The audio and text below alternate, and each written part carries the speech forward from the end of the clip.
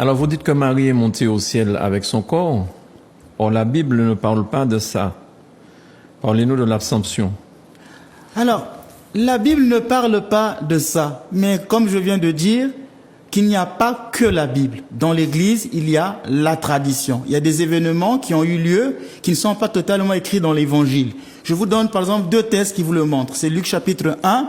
Quand il écrit l'Évangile, il dit « Mon cher Théophile, je me suis renseigné auprès des témoins oculaires qui ont vu Jésus avant de t'écrire cela. » Donc il fait une enquête historique.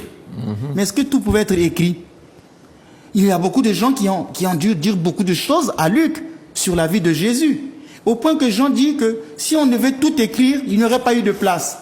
Donc il y a une tradition orale. La Bible sort d'une tradition orale. C'est pourquoi nous les chrétiens, nous ne sommes pas une religion du livre. Les musulmans sont une religion du livre. Mais nous les chrétiens, ce n'est pas la Bible qui nous conduit vers Jésus en tant que tel. C'est la personne même du Christ. Donc il y a une tradition orale. Et l'Église orthodoxe connaît cette tradition orale. Qu'est-ce qui s'est passé? En fait, la Vierge Marie, au moment de ça, nous on appelle ça dormition. L'Église catholique parle de Assomption. Le thème c'est dormition. Cette fête a d'abord été célébrée dans l'Église orthodoxe avant qu'elle n'aille en Occident, donc dans l'Église catholique. La Vierge Marie, le Seigneur lui avait révélé qu'il viendra prendre son âme. Et quand la Vierge Marie, elle n'est pas morte en tant que telle. Elle s'est endormie, donc on dit dormition. Et 3 jours après, une lumière est venue du ciel et a pris son corps et l'a ramené. Mais vous direz, mais oui, je vous ai dit que c'est dans la tradition de l'Église que nous connaissons comment elle est montée au ciel. Mais ce mystère est possible même quand on va dans la Bible, puisque la chair de Marie a été unie à la chair du Christ. Comment voulez-vous que cette chair connaisse la corruptibilité? Comme je vous disais pour le buisson ardent, le seul moment où Dieu apparaît dans un lieu, ce lieu est sanctifié. La chair du Fils de Dieu, qui est une chair immortelle, a été unie à la chair de la Mère de Dieu. Vous pensez que cette chair pouvait connaître la corruption? Je vais vous dire un mystère ici que beaucoup de gens ne savent pas encore. Vous savez que dans l'évangile de Jean chapitre 20, on nous dit que Marie-Madeleine toucha Jésus à la résurrection. Et Jésus lui dit, ne me touche pas. Il toucha Jésus. Est-ce que vous savez que la main de Marie-Madeleine jusqu'aujourd'hui, elle est au mont Athos, dans le monastère où j'ai été formé, au monastère Simono-Pétra. Moi, j'ai touché cette main. La main de Marie-Madeleine est toujours juste aujourd'hui gardée au mont Athos, au monastère Simono-Pétra. J'ai touché cette main et cette main est encore vivante. Mais pourquoi Jésus a dit ne me touche pas? Je ne veux pas d'abord aller dans ce terme de nolime tongere, ne me touche pas. C'était peut-être un toucher humain. Elle l'a vu en Jésus, celui qu'elle connaissait. Donc, il me faut avoir une autre approche. Il faut me regarder autrement. Voilà, donc on ne va pas aller là. Mais vous voyez que Marie-Madeleine touche cette main, la main du Christ, et sa main jusqu'aujourd'hui n'a jamais pourri. Et sa main au mont Athos. Si Marie-Madeleine... La main physique... La main physique de Marie-Madeleine... Ah, je crois que c'était un plâtre. Non, c'est sa main. Moi, j'ai touché la main de Marie-Madeleine. Cette main est toujours vivante. Pourquoi? Parce qu'elle a touché le Christ ressuscité, que sa main a reçu l'incorruptibilité. Ça, c'est juste la main de Marie-Madeleine. Et la Mère de Dieu, la Vierge Marie, qui, elle, a été unie au Verbe de Dieu. Vous pensez que son corps pouvait connaître la putréfaction? Non.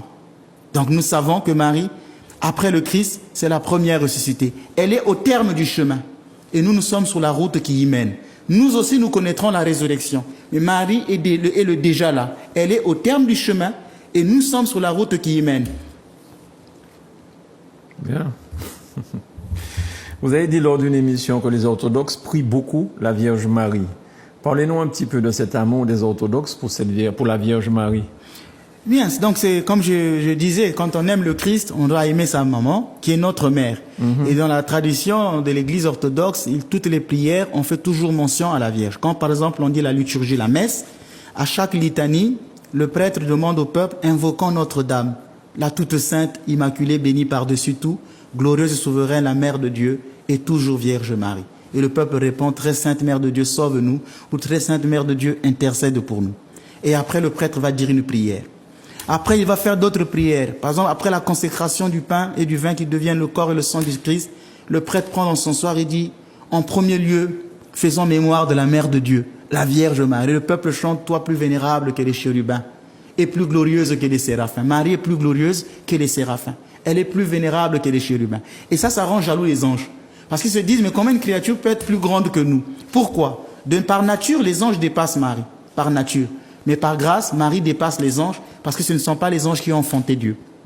Donc elle a une place de prédilection. Et nous savons que le Christ ne refuse rien à sa mère. C'est pourquoi les orthodoxes se tournent beaucoup vers elle, l'invoquent. Nous avons une prière spéciale qu'on appelle Paraclésis à la Mère de Dieu. C'est une prière de consolation que nous disons souvent les vendredis à 17h, même là au Lamentin. C'est au cours de cette prière que nous demandons beaucoup de choses à la Vierge. Et dans mon ministère, quand je prie pour les malades, je célèbre toujours la Paraclésis. Les fidèles peuvent avoir cette prière, elle est vendue sur place au Lamentin. J'ai rencontré un frère qui s'appelle Serge, qui était paralysé. Il ne pouvait pas se lever, il était paralysé là sur le lit. Il ne pouvait pas bouger, il était gravement malade. Et je suis arrivé, j'ai dit la prière de la Paraclésis. Et je lui ai dit, dans 3 jours, une goutte d'eau viendra du ciel et tombera sur toi. En Afrique, c'était en pleine saison sèche, il n'y avait pas de pluie, c'était pas possible. 3 jours après, une goutte d'eau tombe sur lui. Il voulait regarder la toiture pour voir d'où vient cette goutte d'eau et il se rend compte qu'il marchait. Et chaque fois que je fais des prières pour les malades, je demande toujours le suffrage de la Vierge. Quand je vous me disiez pourquoi vous n'avez pas d'attaque, c'est parce que Satan craint la Vierge Marie. L'unique moyen pour être protégé des attaques diaboliques, c'est d'avoir une grande dévotion à la Vierge Marie. Dans Genèse, c'est déjà en Genèse 3, verset 15, ce qu'on appelle, ce verset est appelé le proto-évangile, première annonce de l'évangile dans l'Ancien Testament. Dieu dit à Satan, la descendance de la femme t'écrasera. C'est pourquoi Satan a peur de la Vierge Marie. Satan, c'est celui qui est maculé du péché. Et Marie, c'est elle qui est immaculée. Elle n'en a pas. Et c'est ça qui, pour Satan, craint en la Vierge. Chaque fois que vous faites, par exemple, un exorcisme, si vous citez le nom de la Vierge, le démon recule. Je faisais un exorcisme, le démon est en train de refuser de sortir du corps d'une femme. J'étais obligé de prendre cette femme, de la ramener devant l'icône de la Vierge. Et quand j'ai dit, la mère de Dieu te l'ordonne, elle a dit, pas celle-là. Le démon est tombé et parti. C'est pourquoi nous avons une grande dévotion. Et vous savez que les personnes qui prient beaucoup la Vierge, le jour de leur mort, sont parfois épargnées des peines qui viennent après l'au-delà. Dernièrement, on a parlé de la mort. Eh bien, la Vierge Marie vient prendre souvent ces âmes qui ont eu une grande dévotion pour elle. C'est pourquoi dans l'église orthodoxe, à la prière des complis, nous faisons beaucoup de prières à la Vierge Marie lors des prières des complis et on lui demande de veiller sur l'agonie de notre âme. Donc nous avons une panoplie de prières, nous connaissons tout ce secret. Il faut avoir une grande dévotion à la Vierge Marie. C'est pourquoi quand je vous disais, vous m'avez posé, est-ce qu'on peut exorciser un non-chrétien? C'est la même chose aussi dans le cas de l'exorcisme des non-orthodoxes ou des non-catholiques, parce qu'au moins c'est les catholiques et les orthodoxes qui ont gardé cette grande dévotion à la Vierge Marie. Eh bien avec des protestants, c'est souvent difficile, parce que vous allez leur donner des prières. L'émission prochaine, nous parlerons des prières de libération. Je vous ramènerai les livres sur des prières de libération. Dans ces prières, il y a des invocations à la Vierge. Donc pour nous résumer, nous avons cette grande dévotion parce que nous savons que le Christ écoute. Aucune prière de la Vierge, le Christ ne la refuse. Je veux finir par un autre témoignage. Permettez-moi, j'espère que j'ai 1 minute encore. Oui. Je recevais une femme protestante qui était atteinte d'un cancer. J'ai prié pour elle et j'ai fait la prière de la Paraclésis à la Vierge Marie avec elle. Nous l'avons fait pendant 12 jours. Et après cette prière, je l'ai renvoyée à l'hôpital. Le cancer avait disparu. Elle était contente. Et je lui ai remis une icône, une image de la Vierge, pour lui dire, garde, fleuris cette image dans ta maison, allume souvent des veilleuses là pour honorer la Vierge Marie. Toi aussi, reçois Marie dans ta maison comme l'a fait Jean. Puis un pasteur est arrivé, cité des versets bibliques, comme toujours, il lui a demandé de brûler l'icône. Elle a brûlé l'image de la Vierge. Et moi, pendant que je dors, j'entends la Vierge me dire, Ménas, elle m'a brûlé. Elle m'a brûlé. Et moi, je dis, mais qui t'a brûlé, maman? Elle m'a brûlé. Je me lève, je ne comprends pas mon rêve de prime abord. Puis, quelques jours après, je rencontre le mari de la dame qui me rapporte ce qui s'est passé dans sa maison, qu'elle a brûlé l'image de la Vierge. Mais c'est un sacrilège. Et quelques jours après, la dame était morte.